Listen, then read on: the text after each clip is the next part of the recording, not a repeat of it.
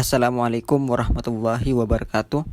Kami dari kelompok 7 mata kuliah Sistem Pengendalian Manajemen akan mempresentasikan terkait perusahaan Alid Office Product. Kami beranggotakan 3 orang. Yang pertama Gafira Zanbaina, NIM 050. Yang kedua Muhammad Musairi 056. Yang ketiga Riris Dwi Anastia, NIM 080. Profil perusahaan. Pada tahun 1992, Alid Office Product adalah sebuah perusahaan dengan penjualan tahunan sebesar 900 juta US dollar dalam formulir bisnis dan produk kertas khusus seperti kertas surat, amplop, kartu catatan, dan kartu ucapan. Kemudian perusahaan ini melakukan ekspansi ke layanan manajemen persediaan formulir bisnis, yaitu pada tahun 1988, di mana Alid meyakini bahwa perusahaan dapat menawarkan layanan yang bernilai tambah untuk membedakan dari produsen formulir bisnis lainnya. Dan pada tahun 1988, bisnis produksi formulir telah berjalan dengan baik. Semua pesaing mulai mencari cara untuk menghasilkan pertumbuhan penjualan. Alid mulai kampanye untuk memasukkan klien-klien korporatnya ke dalam suatu program, yaitu pengendalian formulir total atau disingkat TFC. Sejak tahun 1992, penjualan dari TFC sekitar 60 juta US dollar. Untuk layanannya sendiri, dalam TFC meliput pengundangan dan distribusi formulir termasuk pengadaan persediaan, serta pengendalian persediaan dan pelaporan penggunaan formulir, yaitu dengan menggunakan jaringan sistem komputer yang canggih untuk memonitor persediaan formulir klien menggunakan formulir dan aktivitas pemesanan, di mana perusahaan memberikan informasi ini kepada klien melalui laporan manajemen yang komprehensif tetapi mudah dipahami. Clean Energy. Sebagai bagian dari layanan distribusi, Alid menawarkan beberapa layanan, mulai dari layanan pick-pack, di mana pekerja terlatih untuk membuka karton penuh dan memilih jumlah yang tepat dari formulir yang diminta oleh pelanggan. Dan yang kedua, layanan delivery desktop, di mana personel Alid akan mendistribusikan formulir ke kantor masing-masing. Biasanya formulir akan dikirim ke dermek permuatan sebagai layanan yang komprehensif. Selanjutnya, masalah yang terjadi dalam kasus. Pertama, customer profitability. Tidak semua pelanggan menguntungkan, akan tetapi sulit untuk menentukan siapa yang lebih menguntungkan. Kedua, pricing. Adanya perbedaan atau ketidakadilan terhadap pembebanan biaya layanan pelanggan. Adanya dua pelanggan dengan ukuran yang serupa, pelanggan A dan B yang ditangani oleh tenaga penjualan yang berbeda. Tetapi yang satu menyimpan banyak persediaan di pusat distribusi dan secara konstan meminta pengiriman dalam jumlah yang kecil, sehingga penyimpanan barang di pusat distribusi tidak berkurang secara cepat.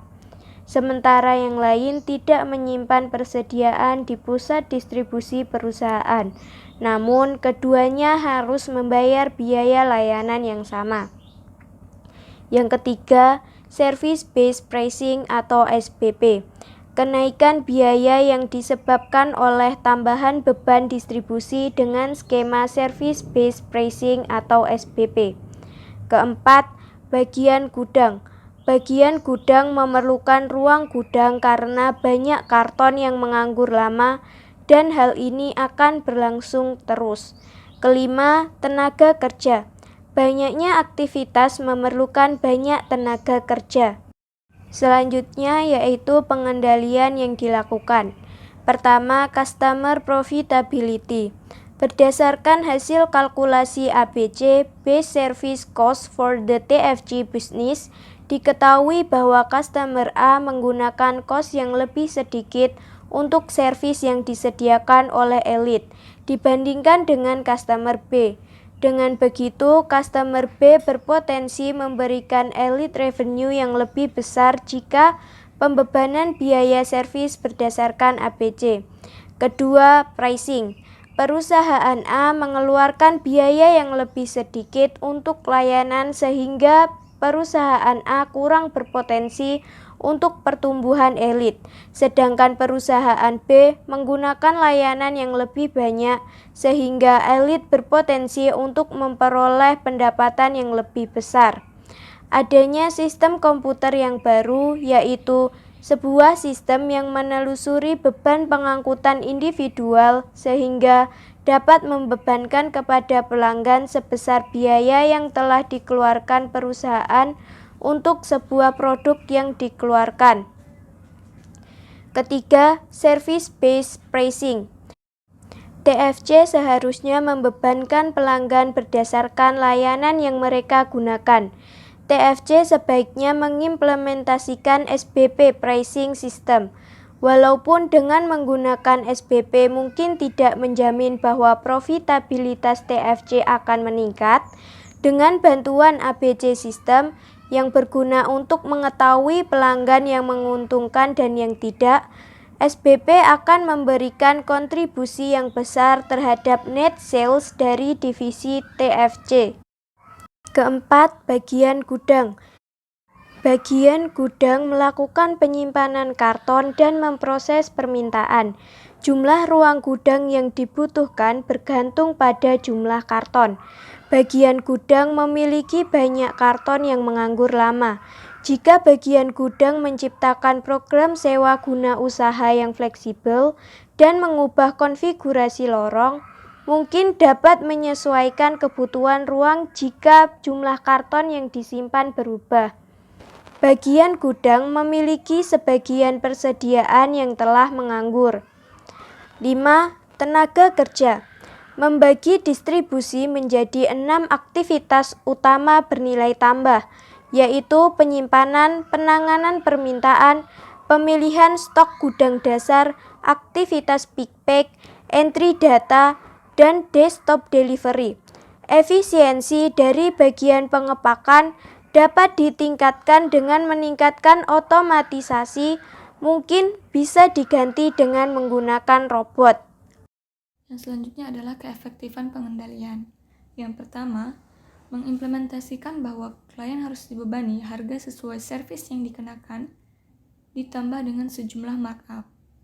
Yang kedua, dapat menyesuaikan kebutuhan ruang jika jumlah karton yang disimpan berubah, karena jumlah besarnya atau kapasitas gudang yang diperlukan bergantung pada jumlah karton. Yang ketiga, membantu melindungi terhadap kerugian yang sering terjadi pada persediaan lama, ketika klien yang memesan formulir mengubah permintaan formulir mereka. Selanjutnya adalah dampak pengendalian. Alight memberlakukan sistem SBP atau Service Based Pricing, yaitu membebankan antara klien yang satu dengan yang lainnya harus sesuai dengan layanan yang diberikan Alight. Walaupun dengan menggunakan ini mungkin tidak menjamin profitabilitas meningkat, tapi dengan bantuan ABC System, SBP akan memberikan kontribusi yang besar dari divisi TFC. Berdasarkan hasil kalkulasi ABC, diketahui bahwa pelanggan A menggunakan biaya yang lebih sedikit untuk servis yang disediakan oleh Alight dibandingkan dengan pelanggan B. Dengan begitu, pelanggan B berpotensi memberikan Alight pendapatan yang lebih besar. Jika pembebanan biaya servis berdasarkan ABC dilihat dari pembelian pelanggan B yang lebih banyak, Alight akan mempertahankan pelanggan B dan bahkan meningkatkannya. Pelanggan A memiliki ketergantungan yang rendah terhadap servis yang diberikan Alight. Bisa saja pelanggan A akan pergi meninggalkan Alight dan berpindah ke yang lainnya. Jika pembebanan antara klien satu dengan yang lainnya sama, namun tidak sesuai dengan layanan yang diberikan, tentunya membuat pelanggan merasa dirugikan dan bisa saja pergi ke yang lain yang memberikan pelayanan yang terbaik. Selanjutnya adalah hal menarik dalam kasus. Alight membebankan Service Based Pricing atau SBP atau penetapan harga berdasarkan layanan, sehingga klien memiliki pembebanan layanan yang berbeda sesuai dengan layanan yang diberikan. Walaupun dengan menggunakan ini mungkin tidak menjamin profitabilitas meningkat, akan tetapi dengan bantuan ABC System, SBP akan memberikan kontribusi yang besar dari divisi TFC. Sekian dari kelompok kami. Lebih dan kurangnya kami mohon maaf. Assalamualaikum warahmatullahi wabarakatuh.